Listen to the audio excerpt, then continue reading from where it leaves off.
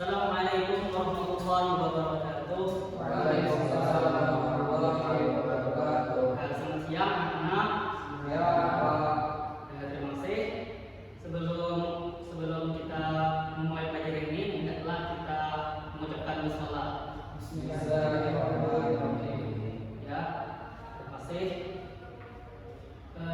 Dari siang tadi kan kita sudah mempelajari tentang taharah dan hadas. Ada yang masih ingatkah dari taharah apa artinya? Dari antara kalian? Ya, alhamdulillah. Taharah artinya bersuci. Ya, ada selanjutnya hadas. Ada, Pak. Hadas itu artinya ada suci. Ya. Berarti kita sekarang akan melanjutkan pelajarannya, yaitu tentang belajar tentang najis. Nah, jadi menurut pengertian, menurut bahasa, najis berasal dari bahasa Arab, yaitu an-najisu atau an-najisu yang berarti kotor atau menjijikkan, tidak bersih atau tidak suci, baik yang bersifat hissiyah atau ma'nawiyah. Najis yang bersifat hissiyah adalah najis yang terlihat oleh mata dan dirasa oleh panca indera, seperti jidakan anjing, kotoran manusia atau hewan, kencing. Dan najis yang bersifat ma'nawiyah adalah najis yang menodai akidah sehingga tidak dapat dilihat oleh manusia, seperti syirik dan kufur. Nah, jadi itu termasuk adalah najis orang manusia dan kufur. Jadi kita selanjutnya. Nah, sedangkan dalam istilah najis ini bisa diartikan suatu benda yang mengotori pakaian atau badan kita yang menghalangi sahnya ibadah kita kepada Allah. Najis adalah kotoran yang wajib oleh seseorang yang terkena olehnya musuhnya. Nah, menurut ilmu fikih, najis merupakan benda yang haram disentuh secara mutlak kecuali dalam keadaan darurat dan harus dibersihkan apabila terkena benda najis. Najis harus dibersihkan karena menghalangi sah ibadah. Nah, jadi kita tujuannya untuk mempelajari najis ini ialah supaya kita tahu najis itu kalau boleh melekat di badan kita ataupun ditempatkan untuk kita beribadah, karena itu menghalangi untuk sahnya kita beribadah. Misalnya beribadah sholat, kalau saja kita ada, mohon maaf, kotoran cicak, nah itu kan tidak boleh kita beribadah di situ. Atau kita sedang kena gigitan anjing, kita tidak boleh juga sebelum kita harus membersihkannya. Nah, kita lihat selanjutnya. Nah, macam-macam najis. Najis itu ada yang dapat menjadi 3 bagian. Yang pertama, najis mukhafafah. Najis mukhafafah itu apa? Najis mukhafafah itu adalah najis yang ringan.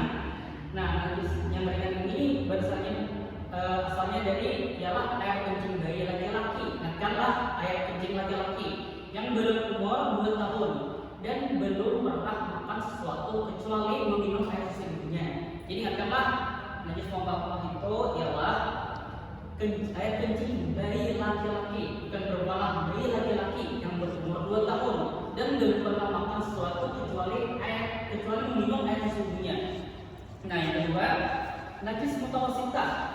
Najis mutawasitah itu bisa disebut najis sedang. Nah, ialah najis segala sesuatu yang keluar dari tubuh dan dubur. Nanti apa tubuh dan dubur itu maksudnya, mohon maaf, dari pantat atau yang pakas kita. Nah, ini itu dari muka dan belakang itu termasuk dan binatang lah, dari dubur binatang atau dari tubuh binatang. Nah, kecuali air mani, barang cair yang memabukkan.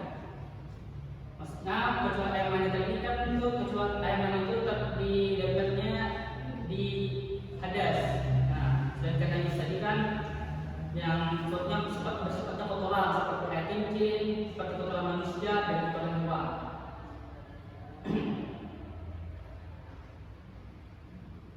Selanjutnya yang contohnya najis mutawasitah itu adalah bangkai. Nah, bangkai ini juga termasuklah dalam golongan najis mutawasitah.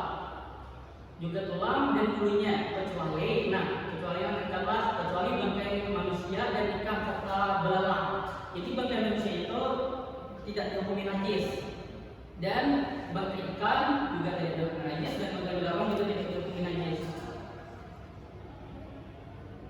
Najis mutawasitah ini dibagi menjadi dua, yaitu najis ainiyah. Bagaimana najis ainiyah? Najis ainiyah itu ialah najis yang tampak dilihat. Nah, sedangkan yang kedua najis hukmiyah ialah najis yang tidak kelihatan dagingnya, seperti bekas kucing. Nah, jadi hati-hatilah kalau sudah pina bau hanceng, kalau itu sebaiknya diganti yang lebih baru lah, kalau setidaknya bersih. Nah, yang ketiga najis mughalladhah. Najis mughalladhah itu adalah najis besar. Ialah najis yang berasal dari anjing dan babi dan keturunannya.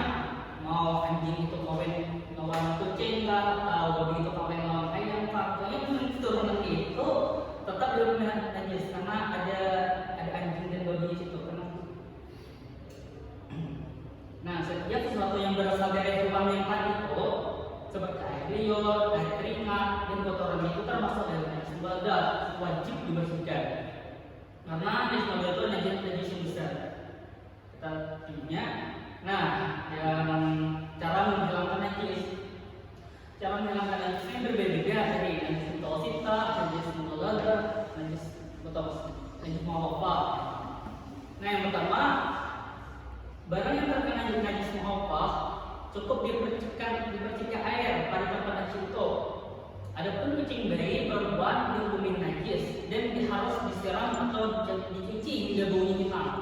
Jadi misalnya kan tadi najis yang anak laki-laki yang berumur 2 tahun yang belum memakan sesuatu itu perlu cukup dipercikkan air, misalnya ini misalnya di sini terkena kencing anak bayi laki-laki yang berumur 2 tahun yang belum melakukan apa-apa kecuali minum air sebelumnya, itu dipercikkan dia. Itu untuk najis muhaffaf.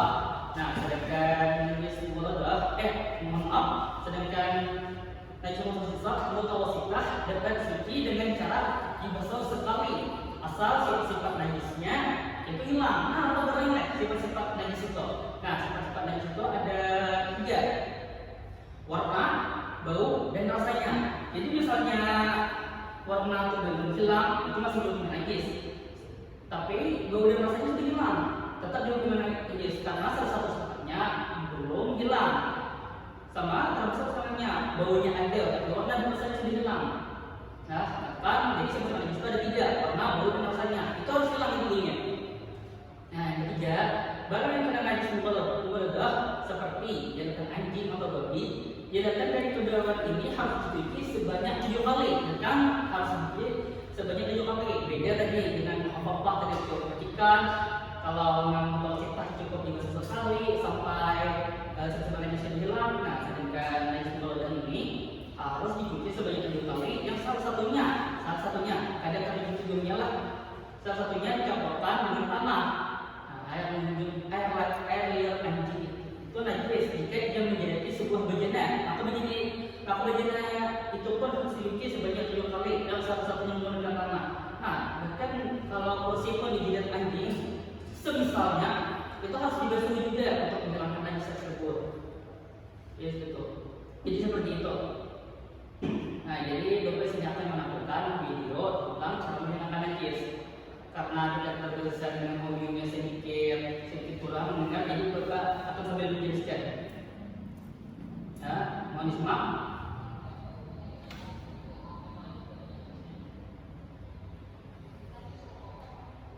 Nah, ini sedang menjelaskan dari semua bawah. Nah, ini bawah tadi cukup dipercikan dengan air sampai merata. Ini najis mutawasithah.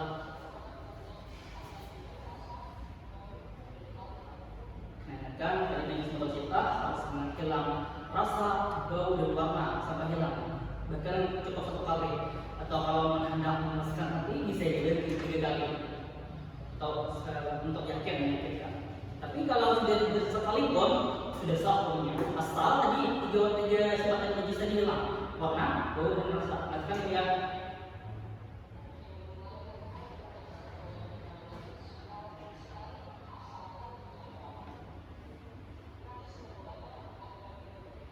najis mughalladhah.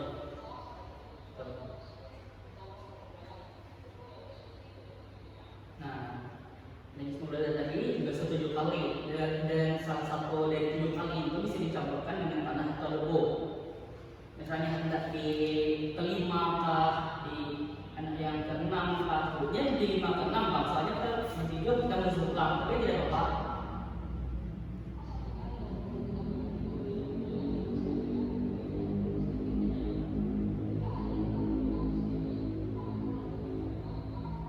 Nah, jadi harus mengingatkan di situ minimalnya baju itu dengan 20 lah.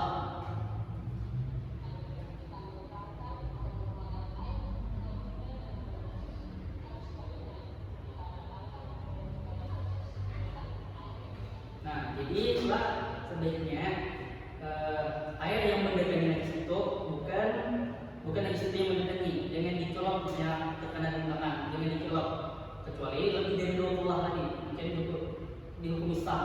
Jadi misalnya ada 20 lah, lebih baik airnya yang mendatangi najis jangan najis yang mendatangi air tadi. Nah, sekian tadi dari situ kita lihat. Nah, hikmah dan kegunaan bersuci dari najis. Apakah hikmahnya dari kegunaan bersuci dari najis? Yang pertama, untuk memelihara kesehatan jasmani dengan membersihkan badan maupun benda lainnya dari kotoran, berarti membersihkan dari gangguan bibit penyakit zat-zat berbahaya lainnya yang merusak tubuh. Nah, jadi menyelamatkan najis itu sama kita juga membersihkan badan ini supaya kita tidak ada zat berbahaya lah. Kan kotoran itu banyak mengandung kuman di situ. Yang B, untuk memelihara kesehatan rohani. Kesehatan rohani banyak dipengaruhi oleh kesehatan jasmani. Orang yang dirinya berpenyakit daya ingat dan keterangan jiwanya berpengaruh secara itu apabila badan seseorang tidak bersih.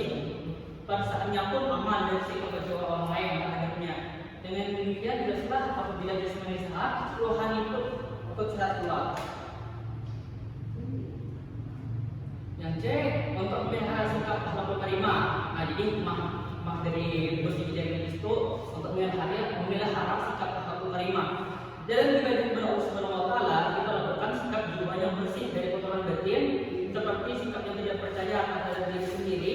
Orang yang bersih jasmaninya mempunyai sikap percaya diri bahwa ibadahnya di hadapan Allah Subhanahu wa taala akan diterima dengan kebersihan diri sekaligus. Dengan demikian, maka bersih dari lahir batin berarti memelihara akhlakul karimah dan ibadah kepada Tuhan. Nah, jadi untuk yang beribadah Tuhan kita harus bersih, suci, berwangi-wanginya supaya kita nih merasa tenang untuk melakukan ibadah. Yang kedua, kegunaan bersuci dari najis. Kegunaan bersuci dari najis adalah merupakan syarat syahnya salat, sehingga kalau badan, tempat atau pakaian kita terkena najis dan belum dibersihkan, maka salat kita tidak akan sah. Nah, ini saja. Jadi, adakah yang tahu kesimpulan dari tentang pelajaran kita ini? Adakah yang bisa disimpulkan di antara kalian? Nah, bapak saja yang menyimpulkan. Jadi kesimpulannya kita penting untuk mempelajari najis. Kenapa aja penting? Itu menyebabkan antara sholat atau tidaknya kita sholat, karena najis itu tidak sah kalau hanya melekat di dalam diri kita. Jadi najis itu terbagi menjadi 3 tadi. Najis mu'affafah, najis mutawassithah, najis mubalaghah. Najis mu'affafah tadi ialah najis bayi yang berumur 2 tahun, kurang dari 2 tahun yang hanya meminum air seibunya. Jadi cukup diperhatikan saja kalau mu'affafah tadi, najis mu'affafah. Sedangkan najis mutawassithah dapat suci dengan cara yang bersatu kali asal kita sempat najisnya hilang. Nah, yang ketiga najis mubalaghah, seperti contohnya seperti jilatan anjing atau babi. Jilatan dari kedua hewan ini harus dicuci sebanyak 10 kali, yang salah satunya dicampur dengan tanah. Dicampur dengan tanah. Air anjing itu najis jika ia menjadi sebuah bejadah, maka bejadah itu pun harus dicuci sebanyak 7 kali. Nah, demikian dari apa yang dari guru sampaikan. Semoga dapat dimengerti. sebelum Bapak menutup, Bapak akan memberikan tugas kepada kalian. Tapi di rumah juga tugasnya adalah membuat video praktek cara menghilangkan najis yang najis 3 tadi, najis mumpah, mumpah, najis mutawasitah, najis muqaddah. Nah, karena dikumpulkan di minggu depan. Ada pertanyaan? Nah, kalau begitu kita cukupkan pada pertemuan hari ini. Ingatlah, karena dikumpul minggu depan video tersebut. Jadi cukup sekian pembelajaran hari ini. Bapak ucapkan terima kasih untuk menutup pembelajaran hari ini. Hendaknya kita mengucapkan alhamdulillah. Alhamdulillah.